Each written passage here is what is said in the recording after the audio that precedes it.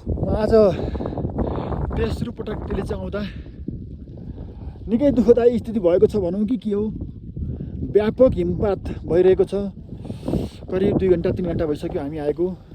यो तेलिची ताल खुल्ला र राम्रो फोटो खिचाउला भनेको खुल्न त खोल्यो तर हुस्सुको साथमा खुलिरहेको छ।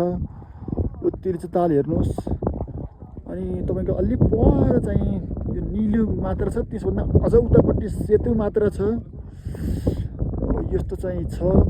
यो अद्भुत दृश्य देखिन्थ्यो खुलेको भए तर खुलेन। यस्तो छ।